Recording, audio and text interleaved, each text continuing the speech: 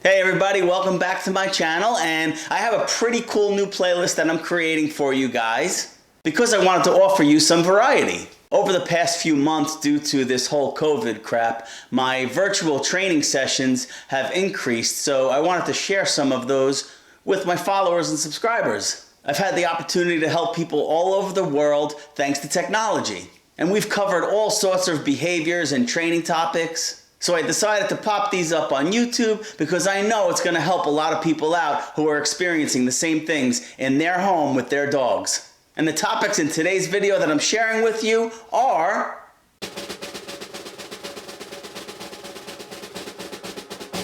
and as always, if there are any topics, behaviors, or training questions that you guys are experiencing that you need answered or help on, please drop a comment below or hit me up on my social media links as well. That's also in the description.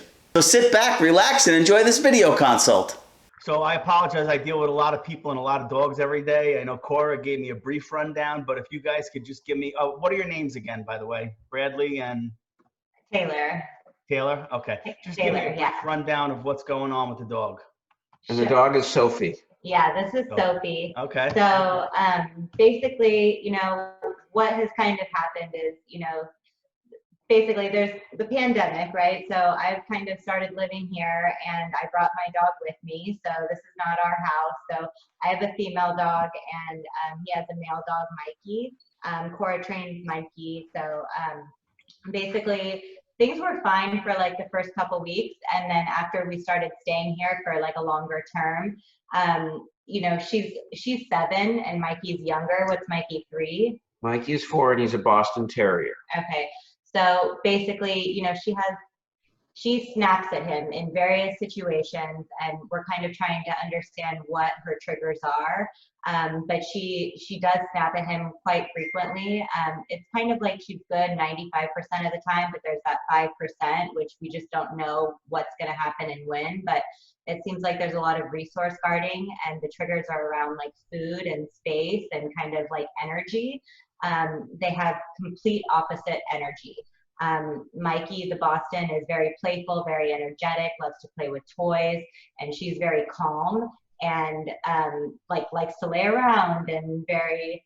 He doesn't look to play with her. Yeah, he doesn't look to play with her. But if they're like laying on the same ground and Mikey likes to play and he gets excited and she's laying in that space, the second that he starts to play, if he avoids, like he gets in her space, she'll freak out and she'll snap at him, things like that. Or if like you're giving them treats or something and she thinks she's not going to get food, she'll snap. Something like, situations like that. If she is laying on a bed and he jumps up on the bed, she'll snap at him. That type of thing. How old is Mikey again? Sometimes. He just turned 4. 4? Okay. So that's Mikey? Okay. I'm at their house downstairs. Oh, okay. Okay. We just now on a training thing. Now, does Sophie and Mikey, do they coexist peacefully for the most part, except for when there's resources involved? Okay. Yes.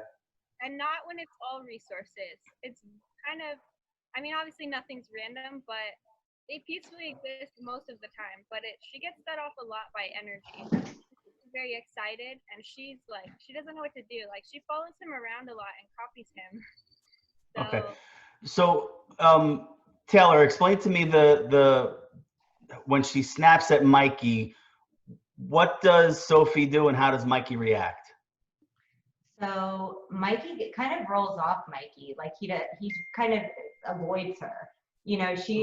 I kind of disagree with that. What do you mean? He doesn't roll off of it. He gets defensive and backs off. He backs off. He doesn't roll off. Okay, so he doesn't fight back. No, he doesn't fight back. He tries to say. Has he ever retaliated? Recently, he's kind of like in like basically facially, he's given it a real aggressive growl, and his teeth have shown. He's not gone after her. No. Okay, and a warning, basically like a warning. Okay, so when he vocalized and retaliated, was he kind of jumping towards her a little, but not really? For a second, then he backs off completely. It's okay. easier for him to just go away. Okay, so he's full of shit, just so you know. That's why I asked if he kind of gave that little, I don't know what to do, so I'm gonna bark and growl, right? So with Sophie communicating her discomfort to him in whatever the situation, has it ever escalated physically? Has she ever gone after him and made physical contact? Like biting? No. Yeah. I'm going to break into that one too. The other day, she actually chased him with both of them. I could hear them almost like going at it, barking really loud. Didn't see it. Then I look and I see them both tearing out, and she's really angry and after the bat at her. Okay. There was no actual contact, but she was close, and then we separated them, and that type of thing. Okay, gotcha. All right. So just so you know, I should have started off by this. I'm from Jersey, so when stuff comes out of my head, it's just coming out how I think it. So if don't think I'm being brash or anything. I just speak what's in my head. So there's something else you should keep in the background while you're thinking about all this. Mikey actually has some neurological issues. Okay. And I mean, sometimes he just stops and starts shaking. Okay. Sometimes he just stops and collapses. Okay. He does have neurological issues. We can't get an MRI because the anesthesiologist at specialty places won't allow it because he has a weak heart. Okay. Gotcha. So there's always a concern that something triggers something. Right. So has Sophie's behavior ever triggered a seizure? No, not that I know of. Okay. Not at all. Indirectly, I think the stress indirectly might contribute a little bit because it's creating a lot of stress in the household. But yeah. Okay. So what is the best case scenario for the four of you? To be able to not have to watch them both with our eyes every minute of the day to make sure that they're not having a problem. Right. I worry about leaving them in the house. Yeah. Okay. So, all right, Mikey and Bradley are the residents, and Taylor and Sophie are the visitors. Yes. Correct. And is this? So she kicks me out. And is this temporarily because of the virus, or is this? Yes. Okay. Okay. All right. So I'm just going to say it. So this is what's going on in the house seems to be affecting the humans more than the dogs, based on everything you're telling me. The fact that Sophie has some social deficiencies, it obviously is an issue that we could certainly talk about. The fact that Mikey never escalates and never retaliates. And when I say retaliate, I mean feels the need to defend himself. The thing about dogs and communication is they don't lie. They never lie to each other. Okay. They don't deceive each other. What they're saying are their true intentions, and the recipient of that communication receives that as 100% truth. So if Mikey ever really felt threatened, the likelihood that he would at some point feel the need to defend himself probably would have materialized already. Right. And again, these are general statements. I don't know the dogs, so obviously it's hard for me to offer too much specificity. But based on what you want to say something, Cora? I just wanted to add that Mikey does have a history of going after dogs and attacking them and biting them, especially smaller dogs. It's usually like outside. He's never done it inside, but outside, he has gotten loose and run and attacked a few dogs and couple people. I mean, it's been a while and we've been working on it, and he's pretty good now. But that is an issue. That is something I think that is making it more stressful for Brad, especially because he has seen him draw blood on another dog that looks similar to Sophie, and even though it doesn't seem like it, we are worried about his epilepsy. And sometimes he has reactions like his line. It's like his line is like here, and you don't really see much buildup before he crosses it because it just kind of triggers. So I think that's a little bit of a contributor to the stress for Brad, especially, just so you know. So do you know the dogs that he targeted, were they males or females? Do you know? I'm not sure if we know. I don't know. Okay. All right. Yeah, and now all right, so let's get back to the household then and the environment. So,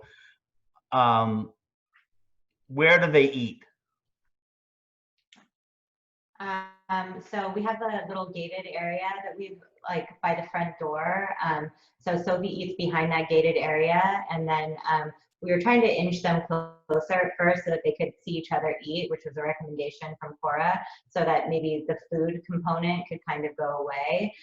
Just we're like talking about different things, like giving them treats at the same times, so that Sophie could see Mikey getting a treat and kind of associate him with treats and different things like that. Mhm. We were inching them closer so that she was behind the gate, so he couldn't get her food and she couldn't get his food, and but he was still further away, like maybe like 15 feet. Mikey doesn't go after her food. It's Cora's more interested in his food. I mean, Cora, Sophie is more interested in his food. I'm not interested in his food. Okay. Now, do they eat right away, or do they leave some food left over? Right away. Both of them eat right away. Clean bowl? They both Clean eat bowl. Okay. Scarf it up. And now, once the bowl is empty and the resource is technically gone, are there any issues? No. Okay. And other resources that Sophie potentially guards is, I'm guessing, people, because she sits on Taylor's lap all the time, it looks like. Well, no, we brought her here so you could see her. Oh, okay. All right. So she's not a queen? You don't carry her around all the time? No, Okay, good. She's sleeping on the floor now, actually. Okay, good. All right. Something just to show you how Mikey's attitude has somewhat changed with Sophie. When I go to take him out for a walk, Mikey, we're talking about, if Sophie is around, he doesn't want to go near the front door for me to put a leash on him. He'll run away everywhere. If we move Sophie out of the picture, he'll come right away to the front door and say, put a leash on me, let's go. Mhm. Not all the time. Most of the time. What if you all right, so what if you leashed him at some other area of the house and walked him to the front door regardless of where Sophie is? And I have done that. I've left the leash even up here now. That seems to be okay. Okay. So once the leash is on, he knows he's going, that kind of breaks the cycle. Absolutely. Okay. Absolutely. Okay. Which, I mean, the front door, that's another potential area where a dog can be territorial. So it's and then the thing about dogs, it just takes one negative encounter for them to have a conditioned behavior for that encounter. So if Sophie ever guarded the door, that's all it takes is just one time. And it sounds like Mikey's personality is like, all right, well, she owns that too. Yeah, that is pretty much the way it is. Okay. So and obviously I'm training for a long time. I'm also in rescue. So I deal a lot with families that have a resident dog and a new incoming dog, right? I deal with that all the time. My conventional wisdom is that the resident dog it's their home first. So the transient, the newcomer, they take a back seat to the new dog. That's my conventional wisdom. The problem here is that the two dogs have clear communication. Their relationship seems to be pretty solid. The communication that Sophie offers is being received, and it's not escalating. So I'm almost leaning towards flipping that, but the other part of that equation is the virus, and when you leave, and then it's a single dog household again. And that's I'm talking out loud because this is something you guys are going to have to decide. It's a single dog residence again, except they would both be, Sophie would be visiting like on the weekends and things like that. Right, and when you have a transient relationship like that, it's you're not going to experience the same type of territoriality generally because Sophie's home now, right? You're there. How long are you there now, Taylor? How long have I been here? Yeah, with Sophie. Like 5 weeks. Yeah, 5-6 weeks. So she's pretty solidified, and she's created some rules. She's defined a lot of the structure in the new environment for Mikey to understand. So you could certainly change the structure of the environment and start treating Sophie a little differently, in that you might have to put her on leash so you could start managing her behavior a little more for Mikey to feel a little more comfortable. I'm not sure how how manageable that would be for you guys, if it's a pain in the butt or something to have her on a leash. There's also the training aspect of it. So the couch, for instance, they've had an episode on the couch where Sophie guards the couch. No, because neither one of them really go on the couch. It's Okay. more the bed. You mentioned places, that Sophie guards Yeah. places. Specifically, what places does she guard? The bed usually. Yeah. Like we've kind of figured out, like, Mikey has to get on the bed first. We both have to be on the bed. Like, it can't just be one person on the bed trying to navigate both dogs. Right. It really has to be both of us are on the bed, so that we can control the space. And then, like, we kind of noticed that if Sophie gets up on the bed first, Mikey is more resistant to jump on the bed because he knows that she's gonna like control it. But as long as he gets up on the bed first, then she can get up after, and then we just have to control the space. Okay. And they both jump up on their own? Mm-hmm. Okay. Yeah. Is that a manageable solution for you? Well, now, like, I mean, I'm fine with like managing it for a little bit, but now we're having them sleep on the floor so that, there's just, and we per Cora, so that like we don't have to worry about it at night in case like she's sleeping, he moves around, he scares her, or vice versa, so that there's nothing that happens in the middle of the night. It's like they're both on the floor, they go to their beds or whatever, and then we don't have to worry about it. They're fine on the floor. There's nothing going on the bed in the middle of the night. It's not often, but it has happened where Sophie has snapped during the night. On the bed. On the bed. But right. She's done that to me too. If I'm there and I move suddenly and it scares her, she'll go after me. Right. It's not necessarily like in that bed in that situation. It's Mikey driven. It's like if you scare her, she's gonna like she's okay. Period. Right. Doesn't matter who it is. And they're both sleeping on the floor, no problem? For the past couple nights, last 2 nights, it's been okay. Okay. All right. Yeah. So keep going with that then. I mean, if you can restrict access to the bed altogether, that's certainly helpful, as long as there's no resource conflict with beds on the floor and stuff. And I mean, I don't think you're going to have anything to worry about based on what you're telling me so far, as far as the dog's relationship goes. My dog likes to just sit on the bed and look outside during the day, and Sophie has no problem with that and doesn't try to get up on the bed or just leaves it alone. It just seems to be in the evening thing, probably when we're both there. Mm-hmm. Getting ready for bed, and they know it's time to. Or either of us there. Yeah. Right. Okay. And toys and stuff, same issue. Does she guard toys, Sophie? She doesn't really play. She'll pick up a toy, she'll play with it for like a couple minutes and then walk away from it, And they're all Mikey's toys, and Mikey doesn't care. Okay. They're all his toys. She doesn't have her own toys, and he doesn't care at all. He doesn't get upset about it. Okay. He just walks away.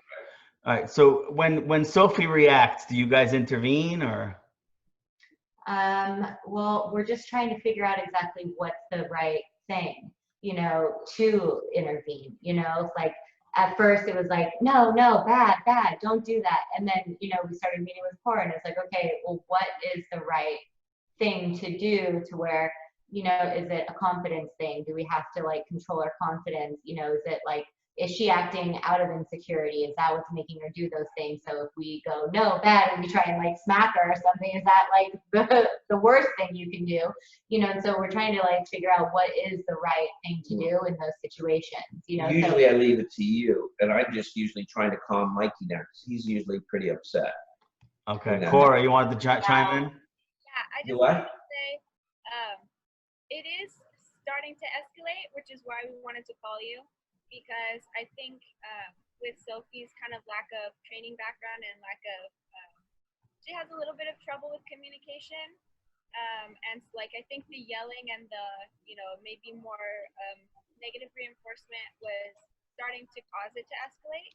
Because before she would just like, snarl or growl a little bit. And then now she's progressed to full on like teeth baring and chasing. And she's like, she's starting to get more and more aggressive with her communication. So I was asking them, to change to remove the negative punishment when she does lash out or when she does communicate, and changing that to a more just like separating them, standing in the middle, being more firm with Sophie and boundaries, because Sophie kind of tries to own everything and own all the people and own all the space, and she does get ruffled when Mikey's playing with his toys, but it's not about the toy, it's about like the space. Like if he goes near her, she has like snapped at him. So I just wanted to add that. And I'm guessing as when Mikey plays and his energy escalates, although friendly, does that agitate Sophie as well? No. No? Okay. Okay. All right. So here's the thing. The two things. One in particular is the whole leashing Sophie thing to stop the behavior so she can't chase him. That is one option for you. The thing is that, if you want to yell at her or whatever, you can, but it's not going to work because you're just joining in the melee. That's probably how it's going to unfold. We need to stop the chase. That's our first line of defense. Once the chase ensues, the behavior is validated. Once a behavior is validated and a behavior is successful to a dog, it will perpetuate, right? So Sophie's whole intention is to drive Mikey away. So as soon as that thought hits her head, the behavior follows, Mikey runs. That behavior will perpetuate, it will get stronger, and worse, if it stops working at one point, she will have to escalate her behavior physically because the chase alone no longer works, right? I don't personally think that's going to happen in your household based on what you're telling me. I think you just have, one little socially deficient female, and the male is totally submissive to her and just wants nothing. Taylor and me? Yeah. I don't do humans. Let me. I'm listening to you, and I hear what you're saying. Let me give you an example of just the other day. I'm sitting on the couch. Mikey comes over to me, and he's just sitting like between my legs on the floor, and I'm just petting him and stroking him and telling him what a good dog he is. And Sophie you were there, kind of just moves in a little bit more, and a little bit more. And Mikey's kind of moving his head, looking at her. And then he moved back to get a toy, and she just lunged out. Okay, so how do you keep a leash on her during that? You don't know what's happening. I don't feel comfortable walking with a leash with her on the house. Like, I'd rather just leave the house to make things easier, and everybody to me that, like, last night, for example, like, we had all right, Taylor, hold on. Taylor, hold on one sec. Hold on 1 second. I want to jump back to Brad and the petting incident.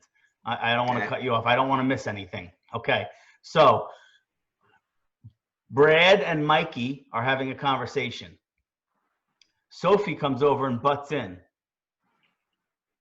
and dictates an interaction between family members.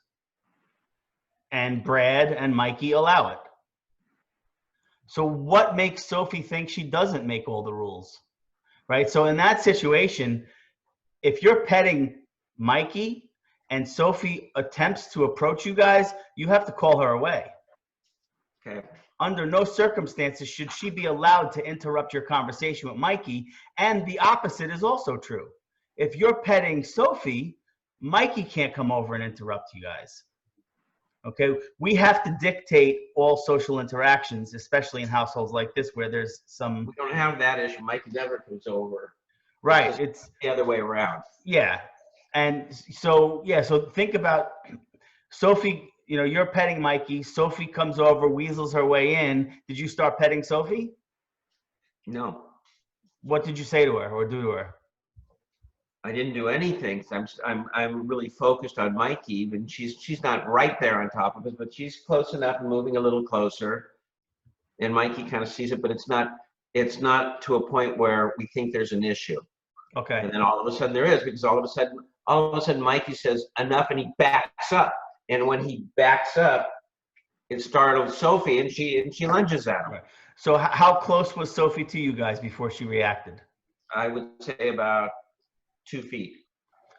Okay, so pretty close then. Okay. Yeah, so 2 to 3 feet. okay. So yeah, in that situation, once she starts to approach you guys, once her focus and her energy is directed at you, you need to disconnect her from that and Okay. like shoo her away, for lack of a better word. Got You know, because again, if she's taking control of that social situation in her mind, she has every right to. And then again, behaviorally and conditioning, she knows what happens after that thought. But then I get it from Taylor that you're so mean to my dog. Okay. Okay. Yeah, yeah.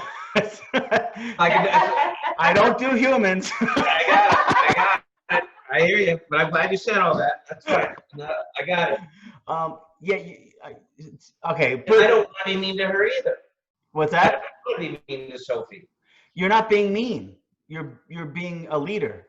You're setting specific rules for specific social interactions with other family members. If you don't set those rules, Sophie will, and she has been. It sounds like. Got it. Right.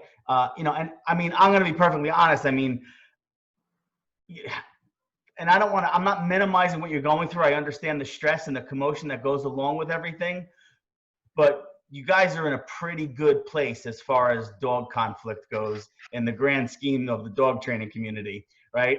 Because you have one dog exhibiting a behavior and the other dog avoiding the conflict, which is the best possible scenario if you need to address just one dog, that's where you are. You need to address Sophie creating her own rules. And if you want to call it mean to her, I call it creating structure and setting rules, right? That's how I look at it, because if we don't set the environment and the rules and the structure, the dogs will, right? And here's the bottom line. The dogs are fine.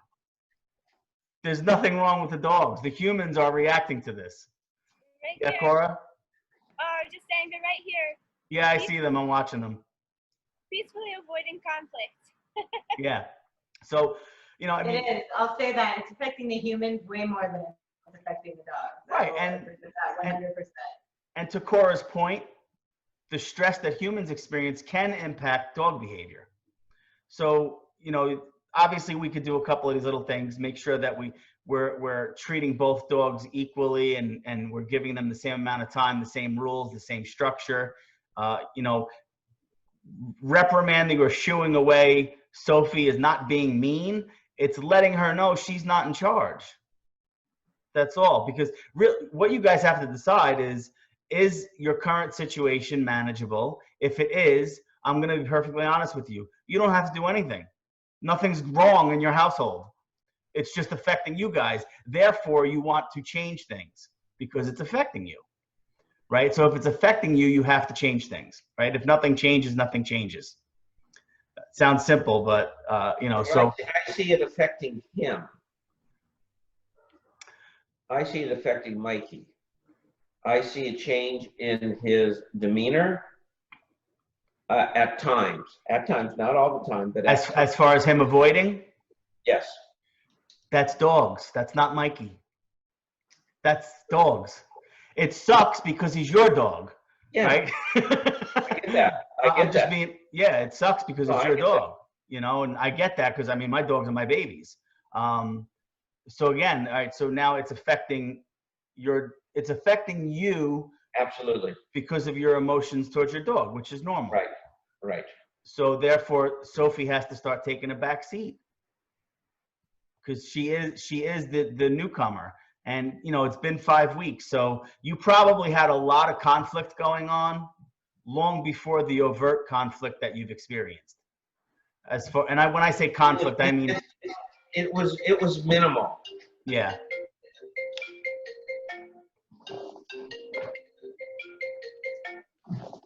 It was definitely minimal. Right. And as it's escalated, that's where it's caused the problems to grow to us and to see the dogs like that. And to see, you know, every morning I now ask Taylor, please take Sophie in the other room so I can get the leash on Mikey and leave. And I guess, you know, I guess we need to continue to do that until such time as Sophie gets it or Mikey gets it. And yeah, the repetition of that will certainly will create a more reliable behavior from both dogs, where, you know, Okay. routine, habit, whatever you want to call it. I call it reliability. But again, if it was my dog and I needed to change this, I mean, if those two were my dogs, I'd do nothing. They'd be fine. They could keep chasing each other around as long as there was no escalation, right? But if it became a problem for one of the dogs, then I would have to make some changes. I would confront it head on. I would make sure that, you know, I would get Mikey on the leash, bring him to the front door, do some work at the front door. Make sure that He won't even let me put him on a leash while Sophie's even around. Anywhere in the house. Anywhere. Well, if she's upstairs, out of sight. Out of sight line works. So what does he do? Is he runs away from you? She runs away like crazy. So does he have But as soon as Sophie's gone and I say, let's go for a walk, he'll walk through the gate and wait for me at the front door. Okay. So how's his obedience? Does he have a come command? He does, and he's fair with it. He's not great. He's great with it when he wants to be. Okay. So how many times have you whipped out some yummy treats All the time. and called him to you in the presence of Sophie? Right. That won't work. So he won't come to you if Sophie's around? Sometimes yes, sometimes no. Not all the time. And definitely not when it comes to going for a walk. All right, push the walk off for a second. We're not talking about the walk right now. So right now, if you called Mikey, would he come to you if you had a yummy treat? Yes. Although he loves Cora pretty much. I don't know if he'll leave her side. Right. With no distractions. I mean, Cora's not around. You know, let's say you. Usually yes, unless he's having a seizure of some type. Yes. Right. Of course, and then he can't because he's right. So that's something where you could start to affect some change through obedience, where if you and Taylor are sitting in whatever room you're sitting in right now, call Mikey to you, make sure you have some yummy treats. And I don't know, is he the kind of dog that responds if like a dog bag crinkly? Does he? He'll come to me and he'll be, if I say sit down, he'll sit and give me a paw and all that, and I give him a treat. Fine like that. So start doing that, right? Give him a yummy treat, click the leash on him. And don't go anywhere. But when he knows it's about going outside, a treat won't work. No, a treat will not work. That's why we're just clicking the leash on and not going anywhere. But he won't let me get near him with a leash anywhere in the house. Okay, so let's just say right now you're sitting where you're sitting. Yep. Have some yummy treats. Okay. And I have the leash in my hand. He won't come anywhere near me. Okay. What if he doesn't see the leash? Then he'll come. Okay. So keep the leash on your, on your lap or something where he can't see it. Call him to you, make him sit, give him some treats, grab his collar, put the leash on. He knows. He knows. You know. That's the problem. Okay, I'll try. I will give it a shot for sure. Okay. Well, play the game with me, like he loves to play the game with you, where he like runs around, he gets all excited before his walk, and he runs around. He's not being like defiant. He's being excited. It's a game for him. But Cora, what you don't see is how his demeanor changes once I ask Taylor to take Sophie into another room or upstairs. Then Mikey just calmly walks by himself to the front door and waits. Yeah, I could see his energy shifting once Sophie leaves. He just walks there. I don't even have to ask him. Yeah. He just walks there. Right. The thing here, though, is that whether the leash is involved or not, whether a walk is involved or not, he does not come to you 100% of the time. No. So that has to change. Right.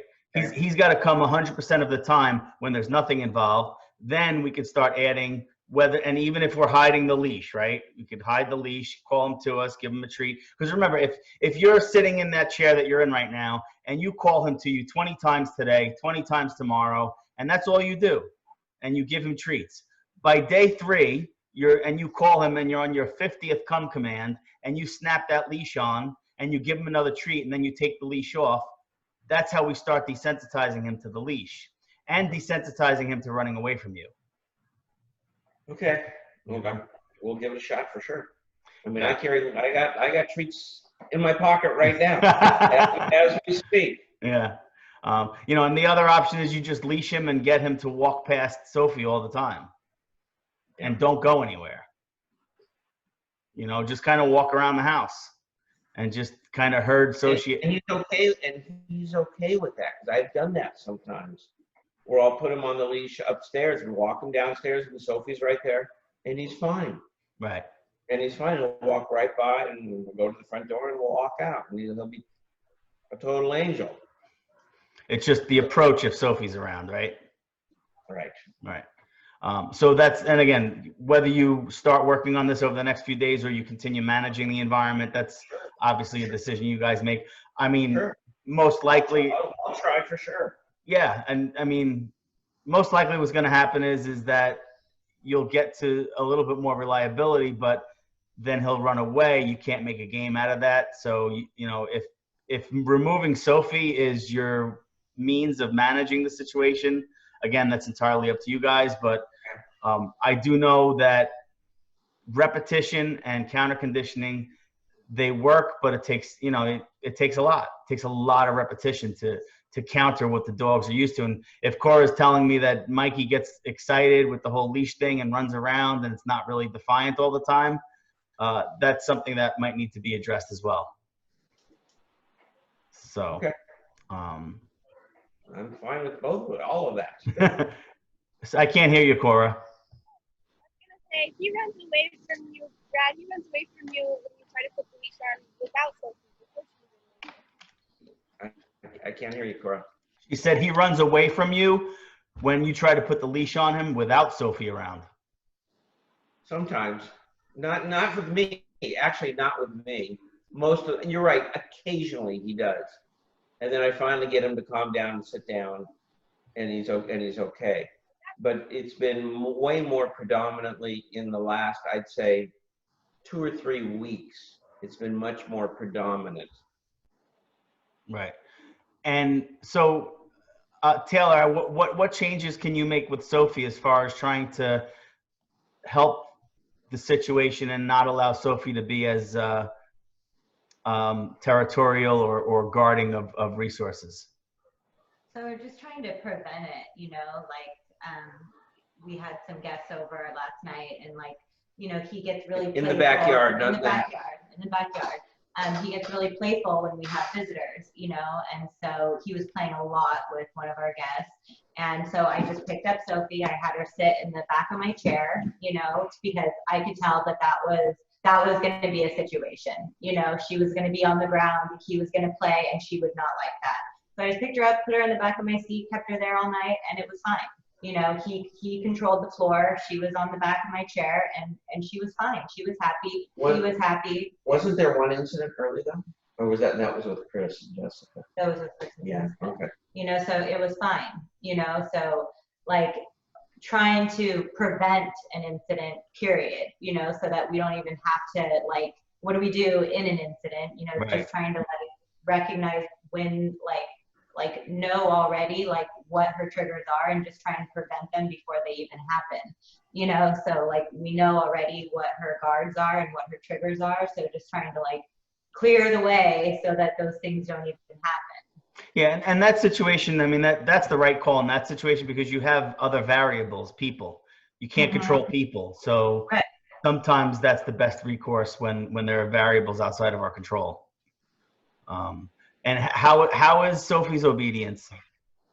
So that's another thing that we're working on. And so with the two of them together, like I've been bringing them together a lot and just like sitting down and playing with the two of them, giving them treats, making Sophie spin, making Mikey spin, making her sit and stay, doing the same with him, you know, giving them treats at the same time, giving them love and affection at the same time.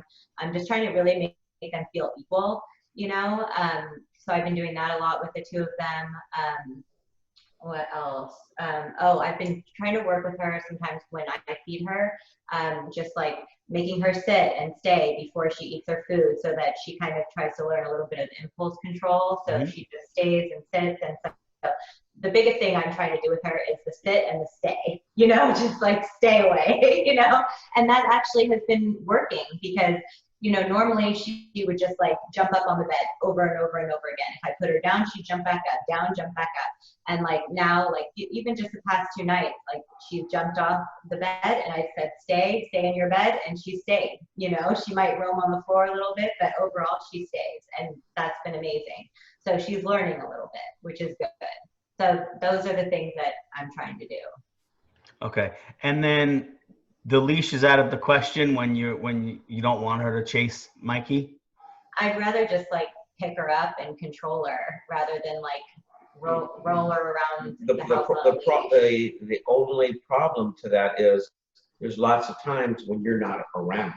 You're upstairs, you're doing a workout or something, and things are happening, and you're not here to do it. That's Okay, so the behavior's going on unsupervised as well. Sometimes they're running around unsupervised. It's really hard to watch them 24/7. Okay. All right, so if you can't supervise them, nothing's going to change. Because they're going to be dogs and they're going to continue to do what works for them. And right now what works for them is Sophie chases, Mikey runs. I'm not saying that's a good thing, but that's what works for the dogs as far as their relationship goes. So you might want to, and I'm not saying you have to do this. Obviously, it's your life, but you should strongly consider a new supervision protocol because if you can't pick her up if you're not there, right? And if she chases and succeeds, it doesn't matter if she chases Mikey 50 times and 49 times you either corrected her or picked her up and prevented it, but the 50th time she was successful, it's still successful. Yeah. Right? Because it's not like a new behavior that she's learning. This is a behavior that is successful for her for the past couple of weeks. Yeah. And I've actually been trying to do that, where I've actually separated them by making one of them stay downstairs, one of them stay upstairs. And there's no problem when we do that. Yeah, there's no problem. Yeah, and that doesn't solve her behavior. It does prevent it from recurring, so you could start modifying it. That's the key. Is like you can't put a fire out with kerosene. You just can't do it, right? So you're either going to pour water on it or you're going to pour kerosene on it. And if there's no human intervention and the dogs continue to behave this way, the behavior will perpetuate. So separation when they're unsupervised might be a good course of action as well. Right. And we did that yesterday. Mm-hmm. Right. Yeah, because then when you are around and especially if you could start reading Sophie and now you guys kind of have an idea what the triggers are, you can kind of intervene before the chase. Absolutely. And let Sophie know. As long as you're there to do that. That's why supervision's important. But it's just not always possible. It's always possible. Are you always willing? That's the key. Got it. Right? And it's the way it is, right? I mean, if you're upstairs working out, Sophie comes with you. Or Mikey comes with you. Change it up. Yeah. Doesn't always have to be the same dog. Yeah. Right? That's true. Their lives aren't, they're with people they love. Who cares where it is? Either one would be fine. Right? And then you're also, as guardians and leaders, you're deciding who goes where and when. And it's not always the same dog, right? That makes sense. But yeah, it's, you'll probably be okay, but you gotta make sure that the, how do I put this? The willingness to affect change is in your conscious, in the conscious, the forefront of your mind rather. And managing the environment is certainly a fine solution, but if you want to affect real change, we have to be on our guard. We have to supervise. We have to be hands-on. And I would say Sophie needs to, you need to make sure that she's not setting any rules at any time in any situation in the household, not just the ones that you think are triggers. Especially if it sounds like Taylor has a good read on Sophie's body language and some of her energy, because the thing is, if you can correct her before the thought becomes the behavior, then you're getting in her mind.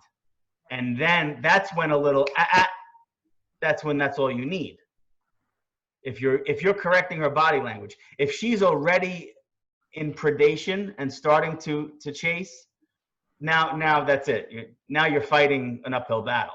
But if you can do it before the overt behavior materializes, that's when you're inside their head, and that's when you can affect real change. But again, you gotta be there for it. So. Okay.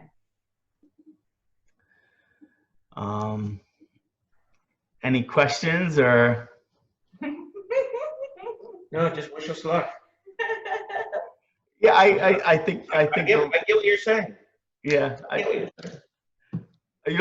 All I'm thinking, I deal a lot with pit bulls, so as much as I love them, they could be animal intolerant. So, if I had a pit bull like Sophie and a pit bull like Mikey, I'd be in my glory. That one's chasing and the other one runs away and nothing happens. But yeah, the main thing is just keep an eye out for obviously Mikey's health and escalation on Sophie's part or physical retaliation on Mikey's part, because the fact of the matter is Mikey could kill her if he wanted to. So that's just, I just want to leave you off with that one. I have said that so many times to Taylor that's my fear. Yeah, that he flicks the switch and it's over. And I wanted to save that for last because that would be one of the last things you hear me say. Boston Terriers, they were bred for fighting. I don't know if you know that. No, I did not know that. They were bred for fighting long time ago. And they're long removed from that, but they're still terriers. So they still have that terrier streak in them. And it sounds like Mikey's, a pretty normal, happy-go-lucky Boston, but if he has to defend himself, he's going to be good at it. Yeah. So I get it, and I have concerns about it, and I have voiced those concerns. That's one of the reasons we're here talking today. Sure. Yeah. Yep. So I just wanted to throw that out there just as a cautionary. So. Got it. Any other questions? Feel free to reach out. But just put some work in, change some rules, lock down the environment, get that little bitch to listen to you. Easier said than done. Oh my God. So, all right, and you guys stay safe. All right. You too. Thank you for your time, your energy, and your suggestions. Yeah, no worries at all. Be safe. Okay. Thank you. All Take care. Bye-bye. Well, I hope you guys enjoyed this. And, listen, if this is your first time here, take a peek around my channel. If you like what you see, consider subscribing. Don't forget to click that bell so you get notified when I upload new content. And I'll see you guys soon.